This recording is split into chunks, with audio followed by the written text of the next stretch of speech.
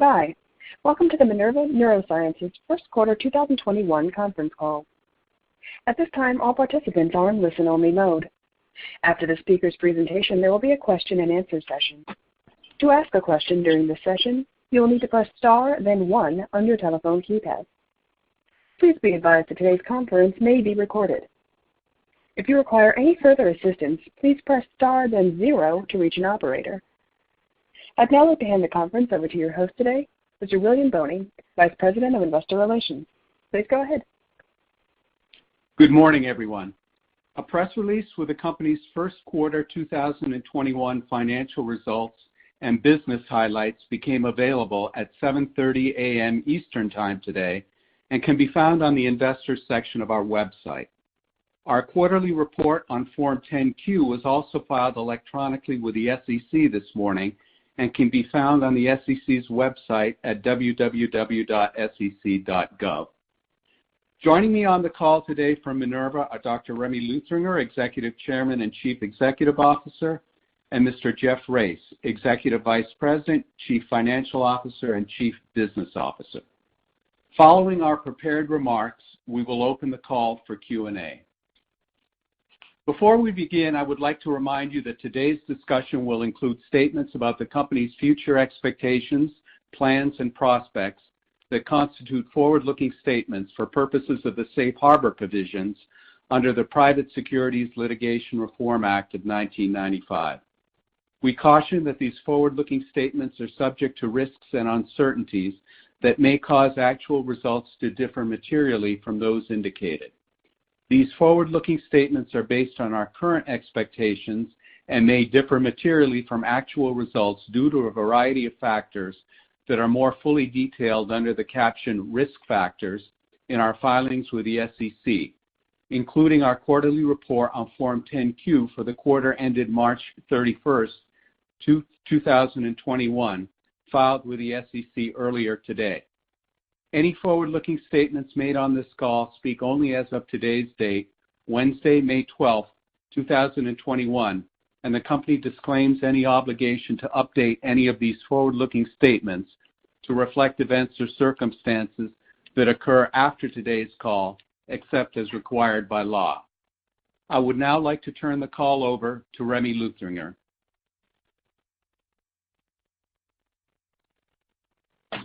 Thank you, Bill. Thank you so much. So, hello, everybody. I'm really very proud and very excited to walk you through these recent results about the open label extension of our phase 3 study. I think these data are really an important additional piece of information concerning roluperidone and the treatment of negative symptoms in schizophrenia.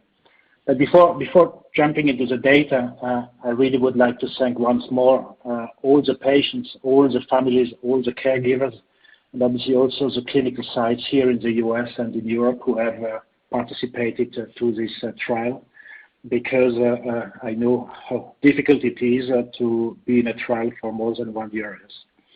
But so let me jump into the data, yes. And what you can see on slide 4 is what were the objectives of this open label extension. So the first point, and we discussed this in the past, is to look at long-term safety. And this is to tick the box about 1 year administration of the drug, but I think it is also very important in order to give us a better understanding of the long-term safety and tolerability of roluperidone. And as you will see, I think this is very important and extremely encouraging and good for roluperidone. But obviously, because, as you know, negative symptoms is the core symptom of the disease of schizophrenia, but it is also the symptoms which are really long-lasting. As you know, negative symptoms are present even before patients have their first episode of positive symptoms, and it is really the chronic part of the disease. So clearly it is very important to continue to follow for longer periods of time what is going on in terms of negative symptoms. So what I will walk you through is through the primary endpoint, which is the Marder Negative Symptom Factor Score, which is really a validated tool to measure negative symptoms.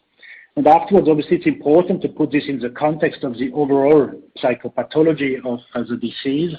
And I will give you also some key information about what is going on with our drug over this extension of 9 months and the overall 1-year treatment period in terms of CGI-S, in terms of the PANSS total score, and other PANSS items.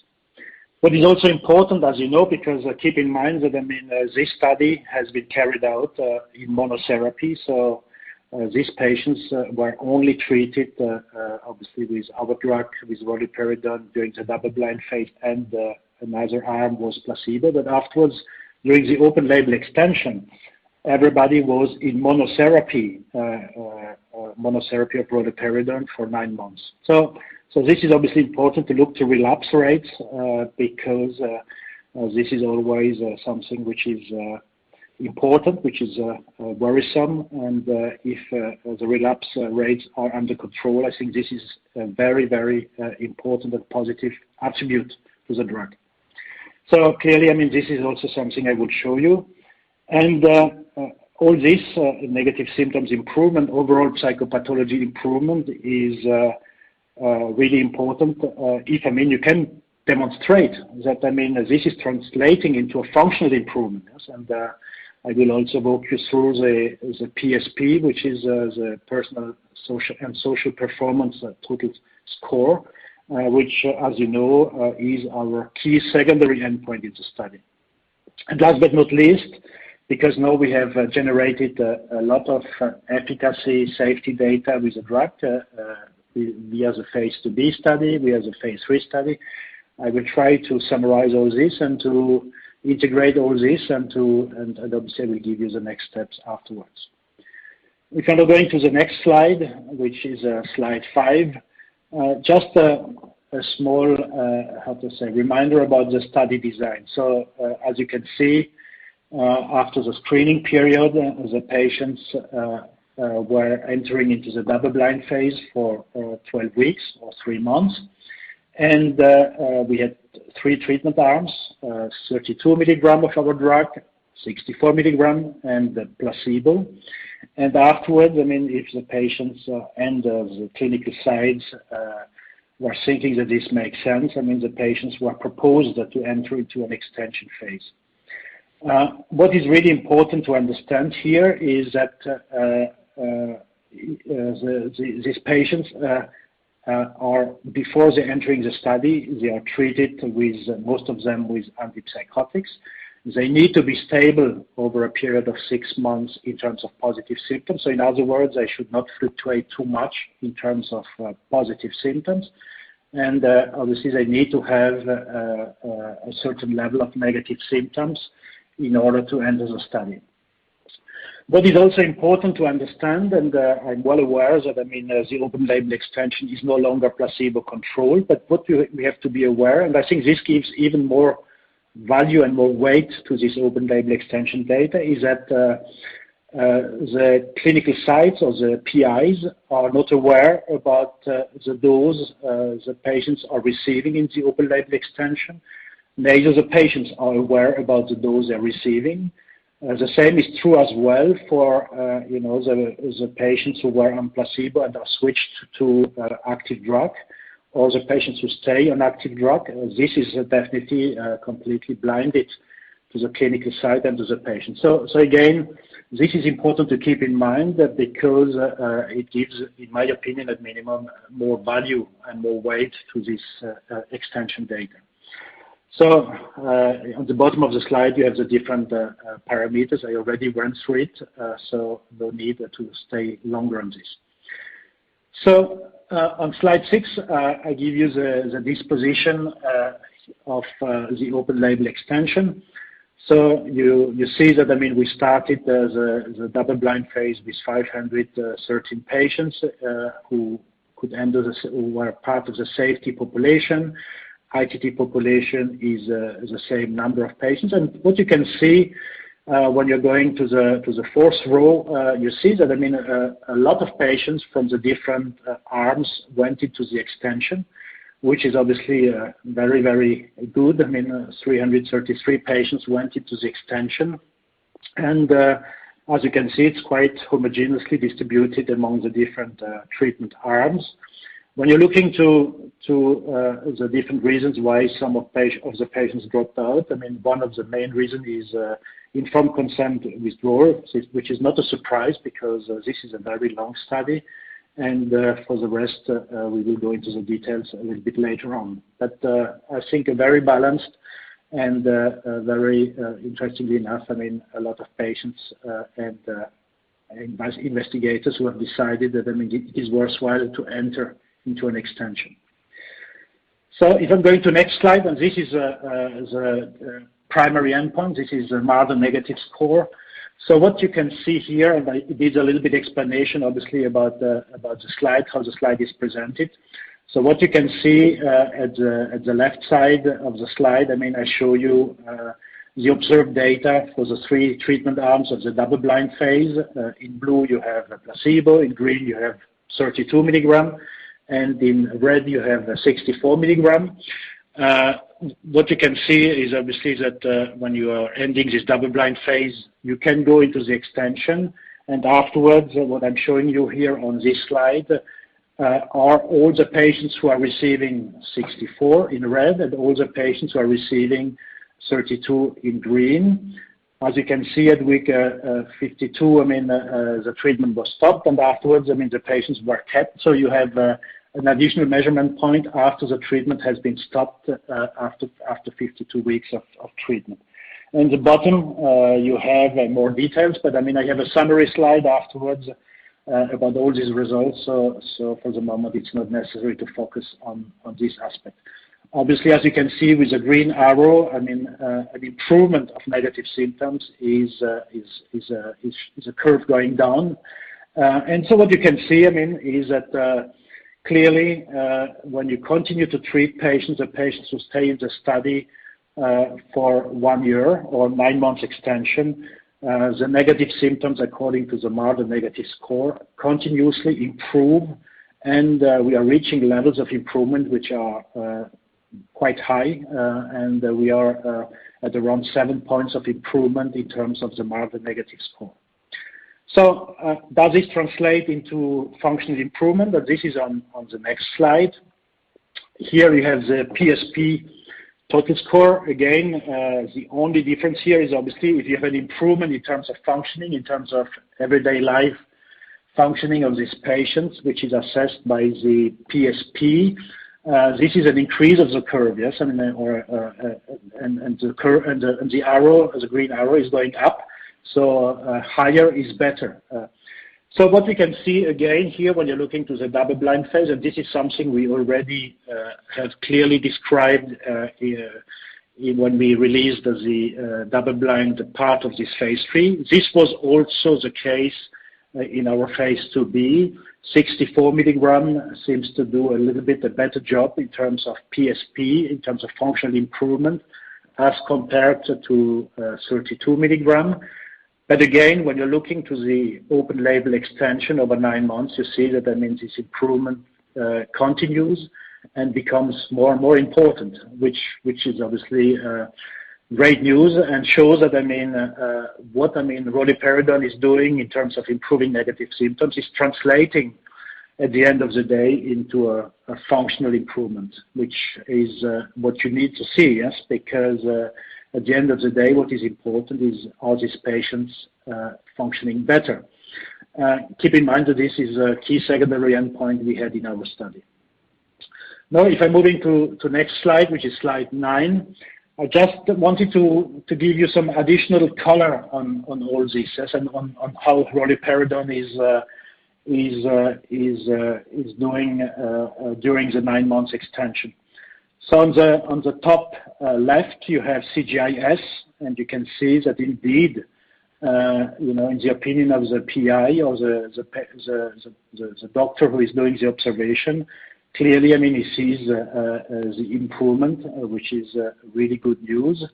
When you're going down left, so these are positive symptoms, and according to Marder, and this is really important information. So if you remember, we took these patients when they were stable in terms of positive symptoms. So the level of positive symptoms were at around the 14, 15 points, which is obviously a quite low level of positive symptoms. But keep in mind that, they were on antipsychotics. We switched them to monotherapy of roluperidone. And what you can see here, interestingly enough, you still have some room left for improvement. But I think without emphasizing the improvement, I think it is fair to state here that, positive symptoms at minimum stayed extremely stable. Now, what is interesting, if you're going to the upper part of the slide on the right side, so this is a PANSS total score.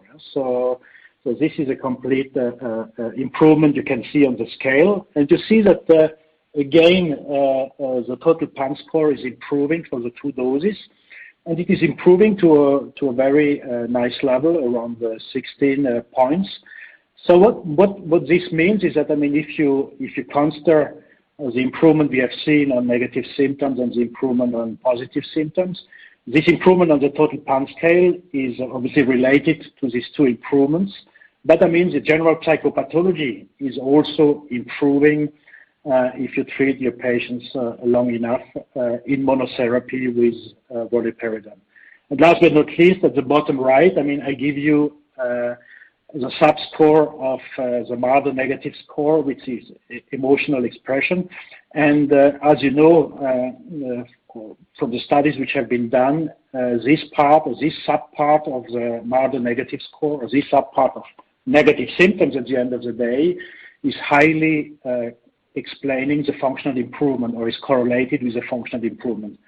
So I think what I try to bring over here on this slide is that all the parameters you consider are improving, and in addition, the improvements you see are definitely signaling very nicely that on a functional level, the patients are improving. If we go now to the summary table, which is on slide 10, so this gives you the complete information about the parameters I have shown you. So on the right side, the two columns on the right side, these are the results I have shown you on the slides, and afterwards you see that you have the details in the middle, the 2 middle columns. These are the patients who received either 32 or 64 milligram for the complete duration of the trial, so 1 year. And on the left side, the 2 columns on the left side, so these are the patients who switched from placebo in the double-blind phase to active treatment in the open-label extension. So again, without going into the details, but you have know this in numbers what I presented before, but again, you see that negative scores, PSP, functioning, total PANSS score, all these parameters are evolving into the right direction here. Now, coming to the very important point I highlighted at the beginning, which is on the next slide, this is about relapses. So really, as you know, the definition of relapses is you can find different differences or different definitions of relapses. But what we took as a definition is really what you can see at the bottom is patients who dropped out from the study due to schizophrenia symptoms. So this is the definition we have used. And what you can see on this slide, on the top of the slide, you have the relapse rate or the number of patients dropping out for schizophrenia in the double-blind part. And on the bottom, you have the numbers of patients who dropped out during the open-label extension. So when you're looking to the overall relapse rate, which is given at the bottom, we are at around 11.7%, around 12%, which obviously is extremely low. And I am sure that we will get a lot of criticism about this and how is this possible. And I will give you at the end my explanation of why this is possible. But what is very clear is that if you treat long enough patients with our drug, In monotherapy, the relapse rate is extremely controlled, and I think this is a take-home message of this slide. Now, on the next slide, this is the safety aspect that we have observed. So I will go through the different points and make some comments because I think they are extremely important to give you a little bit more color on this. But as you can see, roluperidone at the two doses, both doses was extremely safe and well tolerated. And when you look into the treatment-emergent adverse events, they were generally mild to moderate in terms of severity.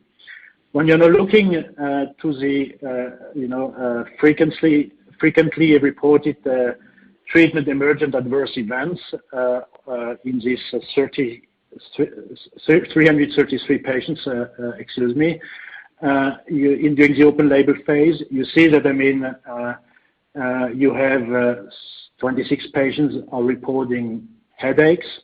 You have obviously schizophrenia worsening, 18 patients, so 5.4%, and you have insomnia in 15 patients.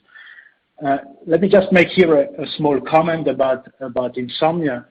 What we have to keep in mind, even if we are here above, one of the mostly reported events. Keep in mind that it is very well described in the literature about the incidence of insomnia in schizophrenia or in patients suffering from schizophrenia, and the incidence is more than 50% in patients suffering from schizophrenia. So again, even if we have some cases of insomnia, we have to put this in the overall context of the disease, where insomnia is really, really an important parameter or symptom. When you're looking now to the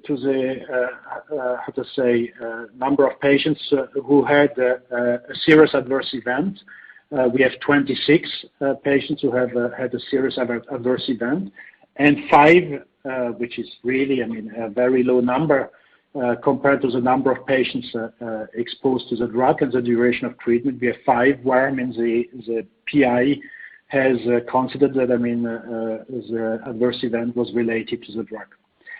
It is worthwhile to mention that one patient died after he has been discontinued from the treatment, and is obviously not related to roluperidone, but related to a respiratory failure. But again, this patient already was no longer treated with roluperidone.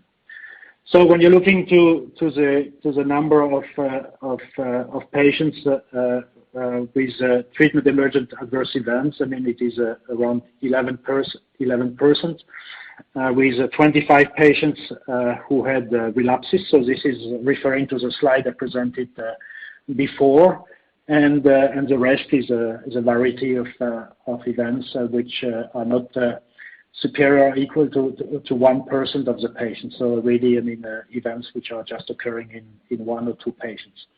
Last but not least, in terms of QTc, you see that we had really a very limited number of QTc increases. So one patient reached the stopping criteria in the 60 milligram dose. Just to be clear, this patient, in terms of absolute value, did not go above 500 milliseconds, so it was below 500 milliseconds.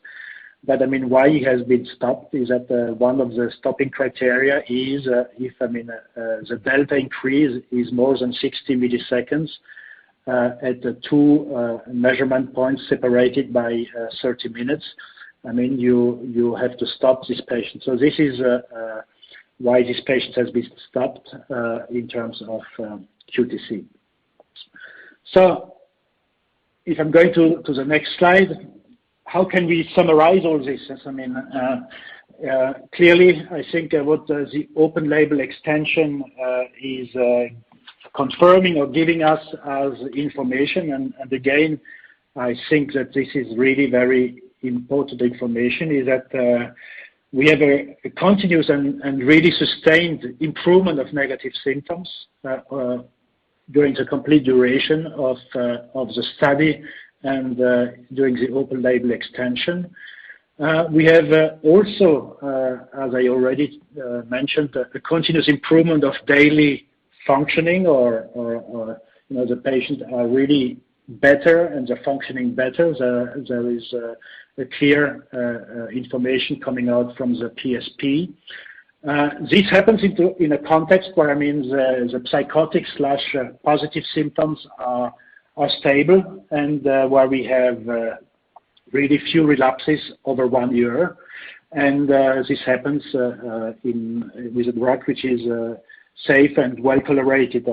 I did not mention, obviously, in the safety part that we did not see any weight gain, we did not see any EPS, we did not see any prolactin increase, and we did not see any sedation. I think we had 2 patients where sedation was mentioned. So just to give you a flavor of how this looks like.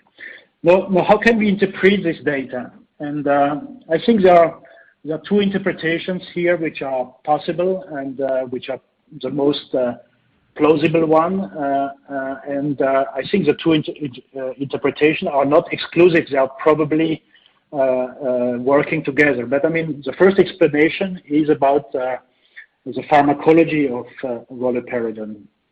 If you remember, roluperidone is not directly blocking dopaminergic pathways, and particularly it's not blocking D2 postsynaptic receptor. So clearly we have no direct dopaminergic blocking effect. But what we have here is a molecule which has an antagonistic activity on the serotoninergic 5-HT2A receptor. We have a molecule having as well an effect on the sigma-2 receptor, also an antagonistic effect. And we have worked a lot to have even more insight in terms of pharmacology over the last year or so. And it is also clear that in addition to these 2 targets, the molecule has also an alpha-1A antagonistic activity. So this is really the pharmacological profile. I really would like to emphasize that, indeed, this molecule has a 5-HT2A activity, which is important, but it has much more because we have this sigma-2 activity and this alpha-1 activity, and it is very well described more and more because sigma-2 is becoming an extremely hot topic in terms of research and in terms of trying to come up with innovative treatments. It is very well known that sigma-2 is probably having an impact on glutamate, and particularly on the NMDA pathways. Just to give you, one of the activities you can see when you are working with specific sigma-2 molecules. So I think really, the beauty here is that we have a molecule which is safe due to the pharmacological profile, but which is also targeting specifically negative symptoms that has an overall effect on the overall psychopathology. We will in the future report more on pharmacology because I think it is important, but I think it is fair to say that probably the pharmacology here is a quite adaptive pharmacology to achieve what we have achieved with roluperidone so far.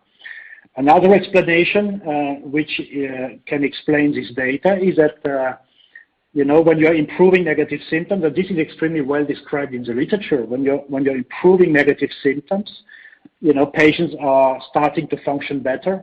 Patients are more adapted to what is going on around them in terms of family life, in terms if they have a job. So basically, they are much more able to cope with the everyday life. And at the end of the day, they are showing improvements in their overall psychopathology. And this is maybe another explanation. So probably the 2 things are probably synergistic in terms of what we see with the molecule.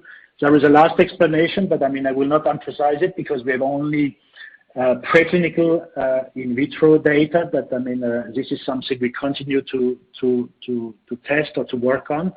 Remember that we were able to show that when we give roluperidone, you can see a very nice increase in BDNF and GDNF, and so you can also raise the hypothesis that maybe we are really helping these patients by doing something in terms of neuroplasticity and overall. So really, I think this is the best explanation I see, which is obviously very exciting.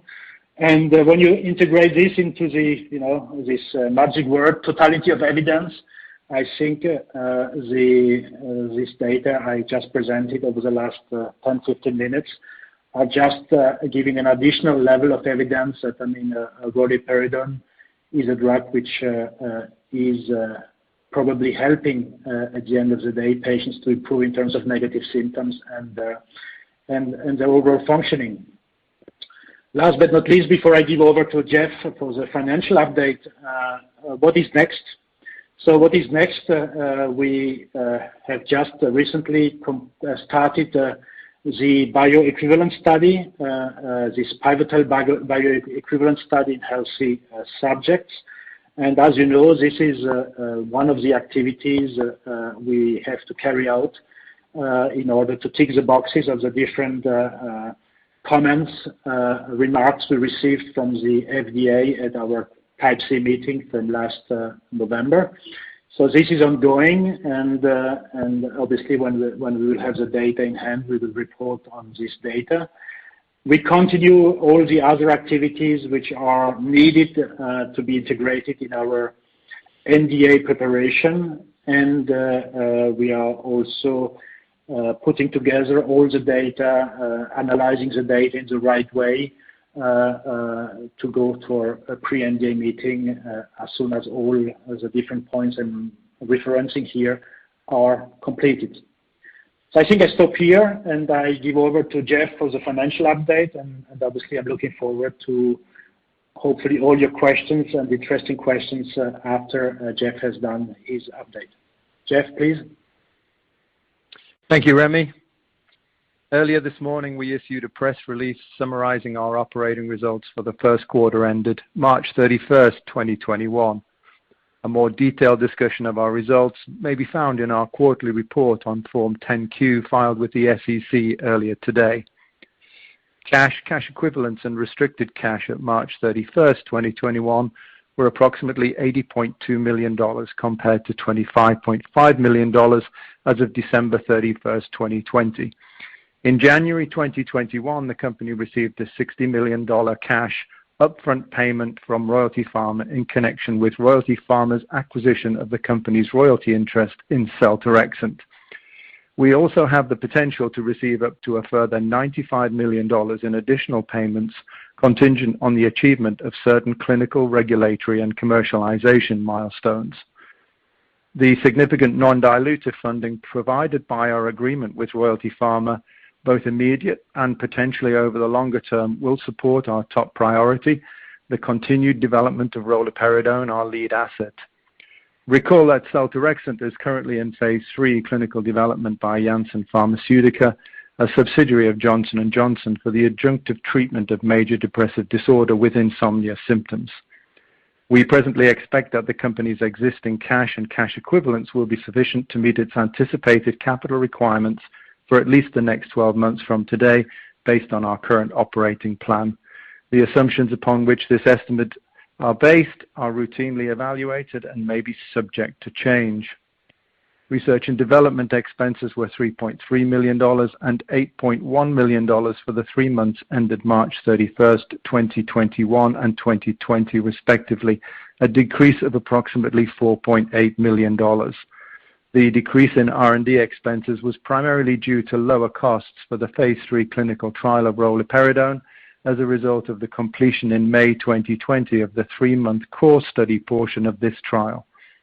Non-cash stock compensation expense included in R&D expenses was $0.6 million and $0.7 million for the 3 months ended March 31st, 2021 and 2020, respectively.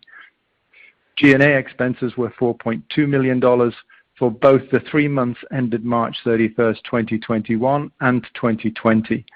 G&A expenses included compensation costs, consulting expenses, and insurance premiums. Non-cash stock compensation expense included in G&A expenses was $0.9 million and $1.5 million for the 3 months ended March 31st, 2021 and 2020 respectively. Net loss was $8.8 million for the first quarter of 2021, or a loss per share of 21 cents, basic and diluted, compared to a net loss of $12.2 million for the first quarter of 2020, or a loss per share of 31 cents, basic and diluted.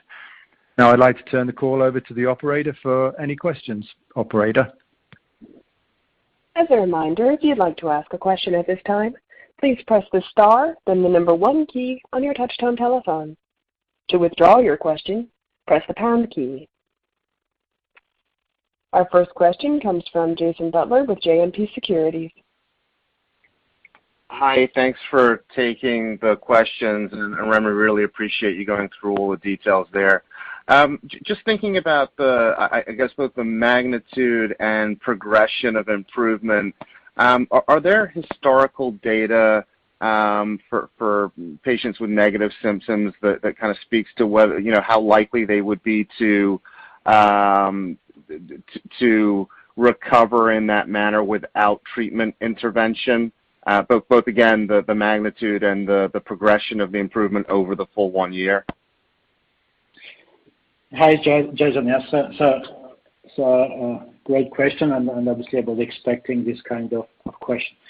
But first, I think it's important to mention that maybe the study design we have used is not absolutely the same as what you can find in the literature, but nevertheless, you can find situations where you have a similar study design and where you can get some more color, by comparing our data to existing data. So I think what is very clear is that in most of the cases I have seen, and we could found in the literature, is that usually you have an improvement which is occurring quite fast, and afterwards the things are really flattening when you are going over several weeks and obviously several months.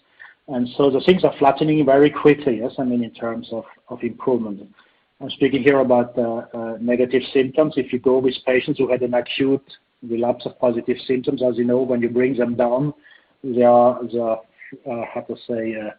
having a small improvement of negative symptoms, which is a pseudo effect, but afterwards the things are flattening. So basically what it means, I think, is that you have no real specific improvement of negative symptoms. Whereas in our case, I think it's with all the precautions of the study design of the open label extension, I think it is fair to say that this continuous improvement over time is something which, in my best of my knowledge, to use the term, is unique. Now, in terms of level of decrease, again, I think we have to put this in the context of the patient population included in this study. Remember that we wanted to have patients who have a minimum score of 20 points in terms of negative symptoms, and they needed to be stable before entering the study. And basically, we ended up with patients who had a score at baseline of around 25, 26 points in terms of negative symptoms. So keep in mind that the minimum is 7 points. That's because when you're using the PANSS, there is no 0. 1 is absence of symptoms on each item. But where there is a consensus is that if you bring back someone to 20 points and below, these patients are probably starting to function again or functioning better, which, by the way, is demonstrated with our PSP data. So I think we are really at the level where, indeed, based on what is somehow consensus in terms of where you need to be in terms of negative symptoms to be able to function, we are there. So this is, I think, what can be the answer to your question. To compare this to antipsychotics or whatever, I think it's not really what you can do, because we are not really dealing with the same pharmacology. We are not dealing exactly with the same drug as here. But this is what I can answer to your question. That's helpful, Remy. Thanks. And then just regarding the next steps with FDA, what would be the trigger for the next FDA interaction? Is it completion of the bioequivalence study? Obviously, we'd expect you to submit a package that also includes the this new OLE data, but any sense of, like I said, what the trigger would be for the next meeting and when the next interaction with FDA, formal interaction with FDA could happen? Yeah, so I think a formal interaction is the right term, because I mean we are interacting with the FDA because we interacted with the FDA when we before we started our bioequivalence study, because we sent them the protocol. We also have already answered some of the questions which came out from the Type C meeting. But it is, I think, extremely clear that one important point or box to tick is about the bioequivalence between the formulation which has been used in phase 2b and phase 3. And when this study is completed, indeed, we will really start to finalize all what we need in terms of briefing book documentation in order to go back again to the FDA to discuss next step and NDA. Yes, but yeah. So this is the timing or the sequence of events which will happen before we go again in front of the FDA. Okay, great. Thank you, and thanks for taking the questions. Thank you, Jason. Our next question comes from Tom Schrader with BTIG. Good morning. Congratulations on the data and also on the perseverance. It's really remarkable, especially in the face of a second pretty good drug. So my question has to do with your final points you hit on that are, I think, quite interesting, this idea that the drug gets patients to a good enough state in terms of negative symptoms that then they're able to form routines and sort of get going on life again. And so you have this long-term effect. Do you need to sort out the role of the clinical trial environment in that? Do you think you need to do a year of placebo-controlled now, and is that hard? And then the follow-up is, do you think the continued improvement in positive symptoms argues that it is a pharmacologic effect? So I'd just like to hear your thoughts on that idea. Yeah, so I honestly, I mean, you know my opinion. Yes, I mean, I think when you're going according to the guidance of end of 2019, if you're dealing with an unmet medical need, and if you have really, I mean, the package we have today, I think we have enough data to go to see the agency again. Yes, and obviously we are really listening to all the different comments we are receiving. Do we need a study where we are doing a 1-year placebo-controlled, and is it possible? I think it is possible to run a study like this.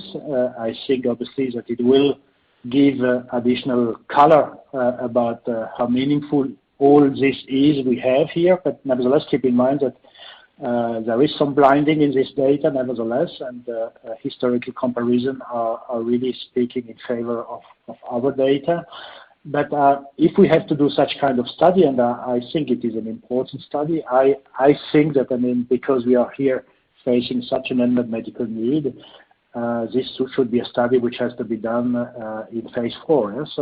And you know, there are much more other studies which could be done in phase 4 to show the full potential of the drug. Yes, I mean, now concerning the pharmacology point you're raising, obviously, you know, to be very honest, when I started, and this is no long time ago, to work on this molecule, I was convinced that, I mean, the pharmacology is the right pharmacology to, you know, to keep positive symptoms stable or to improve them. Yes. Long time ago, when I was very young, I mean, I was the first one working on MDL-10907, which is a pure 5-HT2A antagonist. And you know the history or the story of this molecule. It was stopped because it was not better than haloperidol in terms of controlling positive symptoms. But it is completely clear that a 5-HT2A antagonist is able do something on positive symptoms. I'm not saying that a 5-HT2A antagonist is able to control an acute episode of positive symptoms, but here we have, I think, good drugs for acute episodes, which are the antipsychotics, or the D2 blocking molecules. But definitely there is something going on. There is also, interestingly enough, a good literature out there showing that, for younger patients, where the disease is really not already chronic, a treatment with a 5-HT2A alpha-1A molecule is probably better than going to treat them with a D2 blocking molecule. So there is, I think, quite convincing literature out there.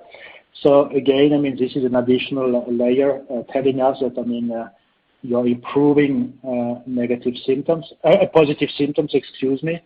And last but not least, if you're going back to the history of sigma, and there were 2 sigma ligands in development a long time ago, and I was involved in one, which was a sigma molecule from Sanofi. I tested in my research institute when I was running my research institute. And the hypothesis there is that, sigma is modulating the dopaminergic tone. Yeah? And as you know, schizophrenia is not about only hyperdopaminergic activity, it's also about hypodopaminergic activity, particularly in the prefrontal areas of the brain, which might also be linked to negative symptoms. So yeah, I agree with you. I think the pharmacology is definitely contributing here. If I can just ask a quick follow-up, was the removal of drugs for positive symptoms for the entire OLE, was that a complexity, or were these patients that were essentially so sure those drugs weren't working for them that it was not an issue with treaters? I think it was no longer an issue because we had already the data from the phase 2B. Keep in mind that in the phase 2B we had a 6 months extension to the 12 weeks double blind. So I think even going to the ethical committees and so on at the beginning. I'm speaking at the beginning of the project. I'm speaking here about the phase 2A. Yes, it was obviously a challenge because yes, everybody believed. I modestly think that our data are now triggering a lot of research about what you should do to really help these patients and to keep them obviously stable in terms of positive symptoms, avoiding relapses and so on. So a lot is going on. But so I think we already had good data indicating that the risk is not really important there. Keep also in mind that if you ever have work in psychiatric facilities, a patient becomes not active in terms of positive symptoms and has not an acute relapse, even if we call this acute in 1 hour. Yes, this is a process which is going on for several days or several weeks before the relapse occurs or the necessity of hospitalization is there. Yes, and in brackets, this is the reason why I mentioned also the insomnia part, because often some of the symptoms are, for example, obviously more agitation, a little bit more aggressivity, but also definitely insomnia. Yeah? So again, I think skilled investigators are really aware about this, and they have the tools in order to pick up someone who might relapse, basically at the end of the day. Great. Thank you very much for all the details, and congratulations again. Thank you so much. Our next question comes from Jay Olson with Oppenheimer.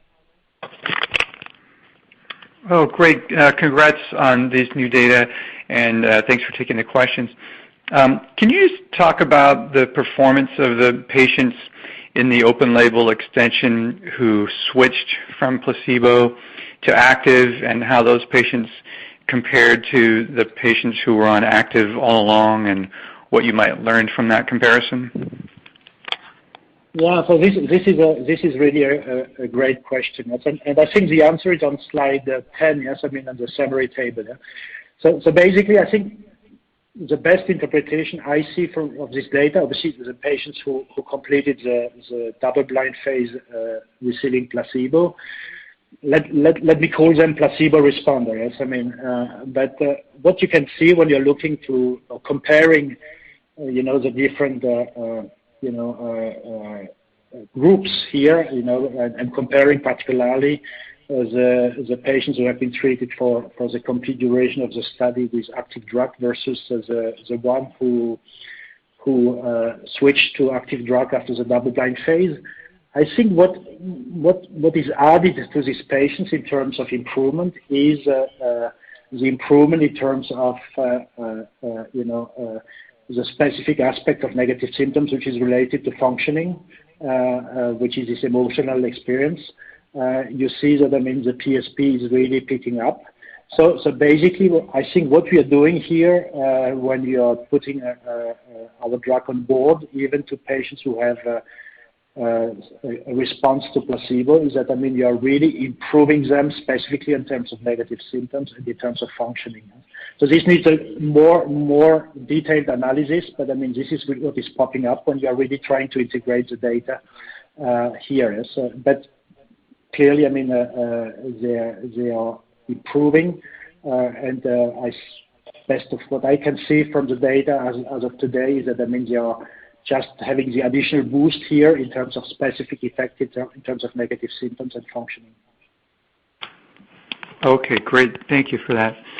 And then maybe if you could talk about, from a big picture perspective, why has it been so difficult to develop drugs to treat the negative symptoms of schizophrenia? And then from a competitive perspective, maybe if you could compare roluperidone to pimavanserin in terms of the mechanism and the data that you have, or any other drugs in development for negative symptoms. Thank you. Yeah. So it's a great question, and I should not be too long, yes, because here I could go on forever, yes. But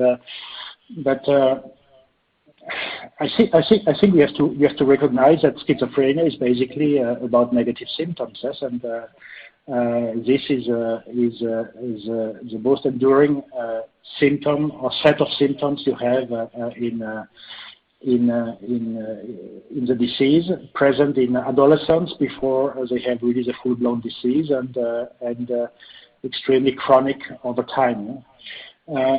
So really to target this aspect needs to have a drug where, I mean, you definitely are targeting the right pathways in the brain. I think it's clear that, I mean, and this is my dream, that post-approval we will do some studies where we are going to really to adolescents or to patients at risk or to first episode patients, because, I mean, there I think the likelihood to help these patients is even bigger. Yeah? So what I also think is that and don't take me wrong, antipsychotics or in other words, dopamine blocking molecules are important molecules, but these are major tranquilizers, and they were developed as major tranquilizers to treat really the acute part of the disease. Yes? And it is good to see that, I mean, now we have some treatments, even blocking dopamine, who are less sedating, less impairing, and also less impairing in terms of negative symptoms.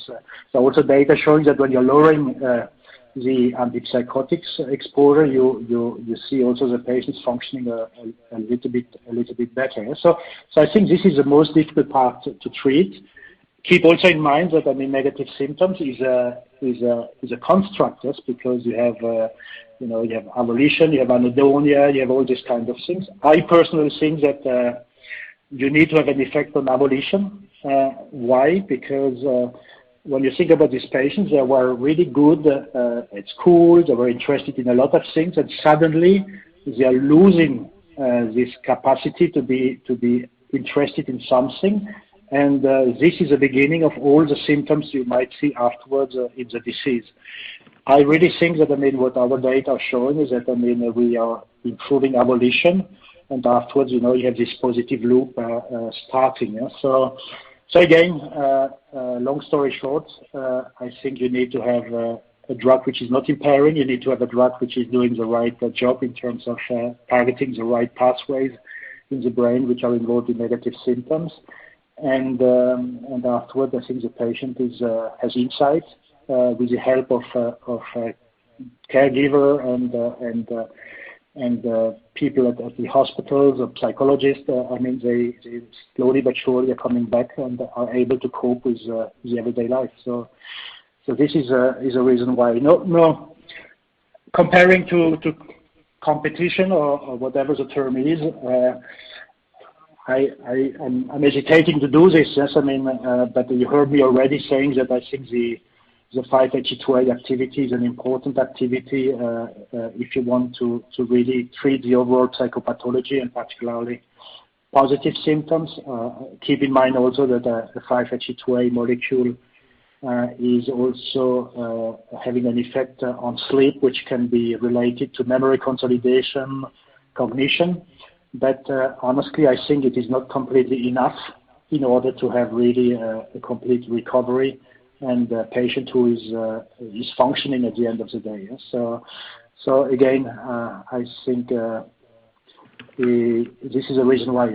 And I think I should stop here compared to this comparison to competition because it would not be fair to my colleagues who are trying to come up with other innovative treatments. Great. Thank you very much. That's super helpful. Appreciate you taking the questions.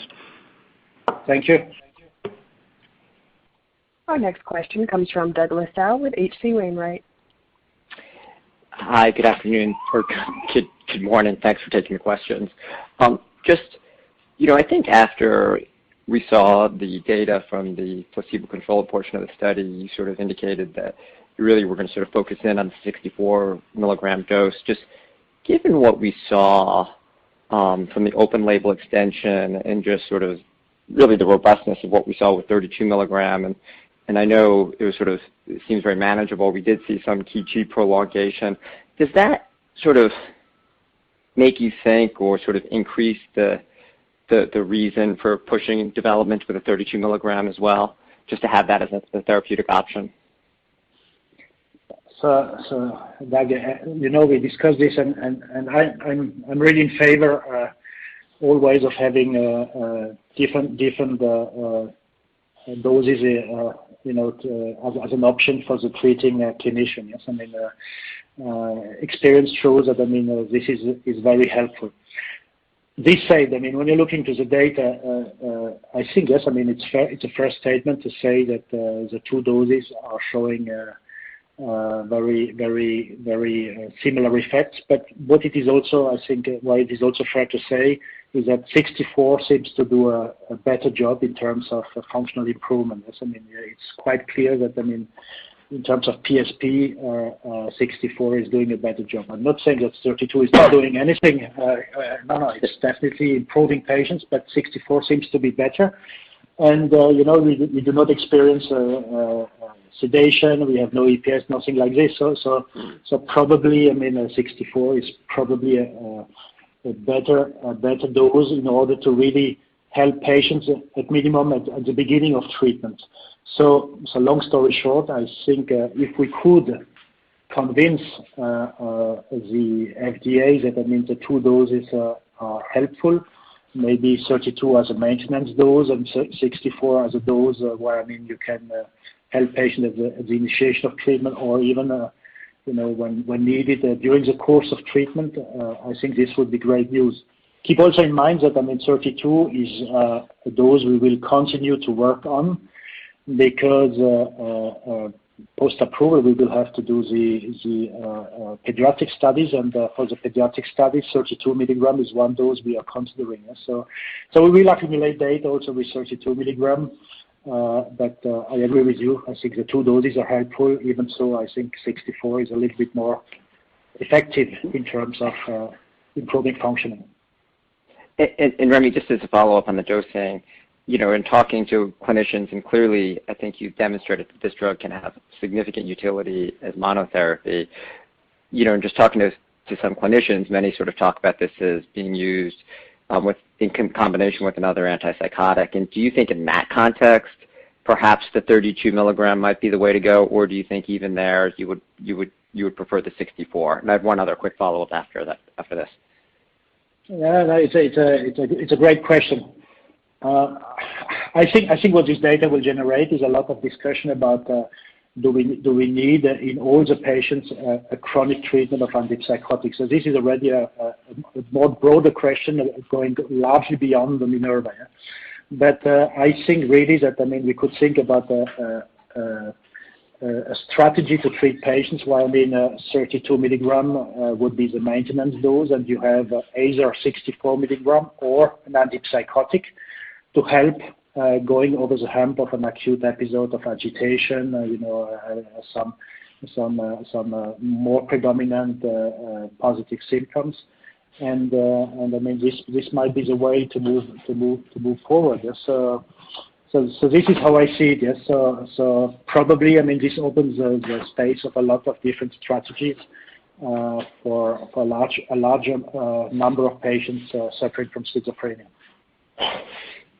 Okay, and then just, I know, we're certainly, and the strength of the data certainly would suggest, you have an approvable drug. Just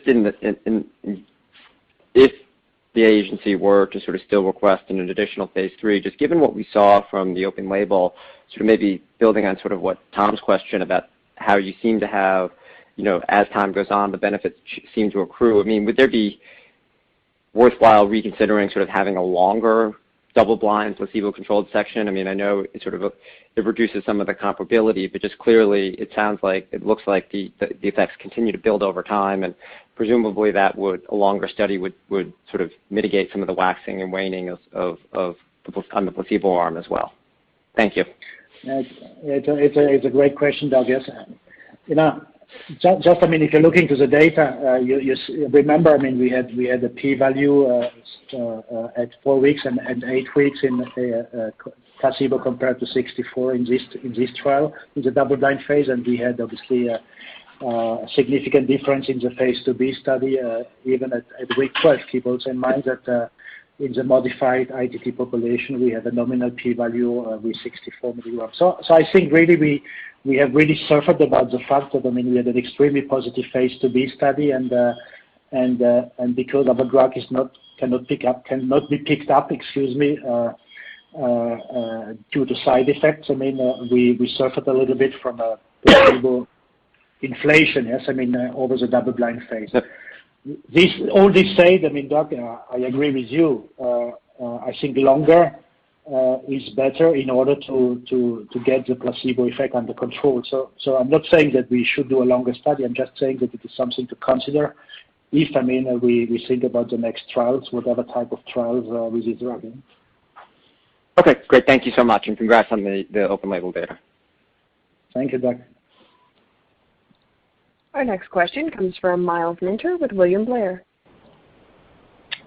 Hey everyone, congrats on the data and thanks for taking the questions. That 11.7% relapse rate seems pretty impressive and definitely above the expectations of clinicians that I've talked to on roluperidone monotherapy here.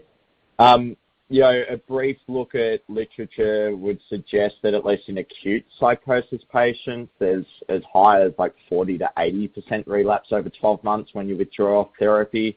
Yeah. I know this is a completely different patient population, so like, how do we think about that 11.7% relative to what we would expect in the real world with this particular patient population in the phase 3? Yeah, great question, Miles. So obviously, I mean, when you're in a clinical trial, I mean, there is always something which is not absolutely the same as in real world and when you're in your clinical practice. This said, I mean, we tried really to go according to clinical practice. Yes, I mean, so in other words, we switched quite quickly from the antipsychotic to our drug in monotherapy, and all this is very similar to what you're doing in clinical practice. So I think it can be compared to what will happen in real life.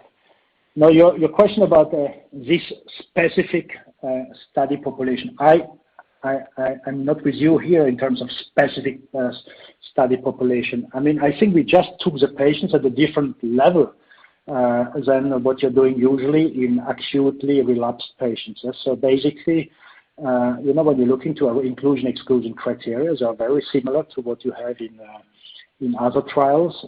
Yes, indeed. I mean, we don't have the criteria of the total PANSS score. We have the criteria of checking that, I mean, these patients have a certain level of negative symptoms. And indeed, we are switching them from antipsychotic to our treatment when they are stable in terms of positive symptoms. And it's fair to say that the positive symptoms, 14, 15 points, is quite low. Yeah?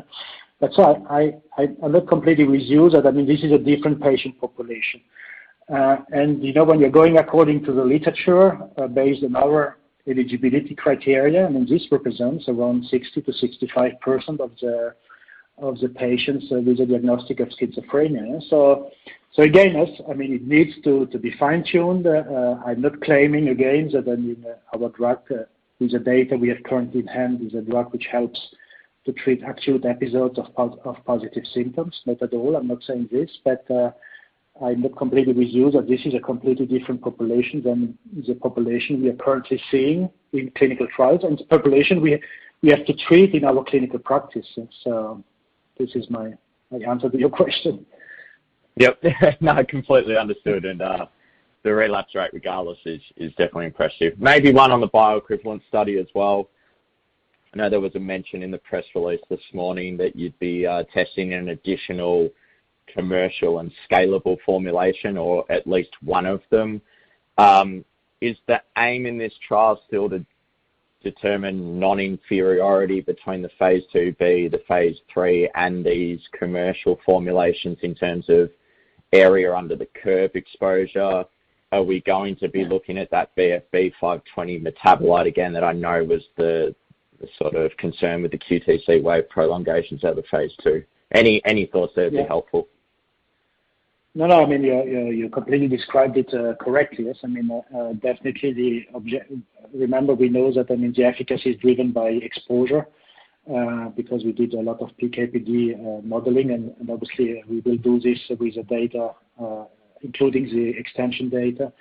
So this is a primary objective for sure, and we will continue to control the metabolite and BFB 520 particularly. So you completely described what is the objective of the study.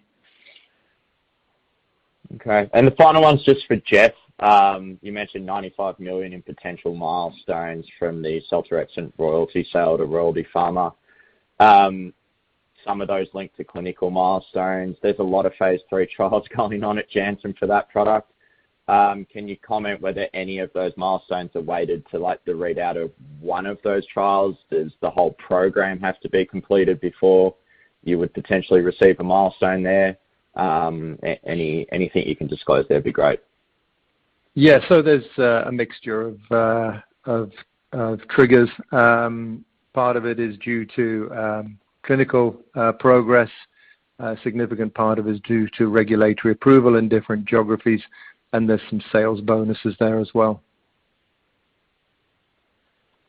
Okay, cool. Thanks for the questions, and congrats on the data. Looks great. Thank you. Thanks, Miles. That concludes today's question and answer session. I'd like to turn the call back to Remy for closing remarks. Yeah, thank you. So thank you all, yes, and hopefully you enjoyed it. I think we continue to work hard to put together the best package here, because I think it is extremely motivating, the data we have seen today, and I think it is also extremely important that this drug is moving towards patients who are in need of new treatments for negative symptoms, because keep in mind that there is no treatment approved as of today in the US for negative symptoms. So I'm really looking forward to update you very soon about the bioequivalent study, about pharmacology, about all news coming up. Thank you again, and hope to speak with you very soon. Bye. Have a nice day.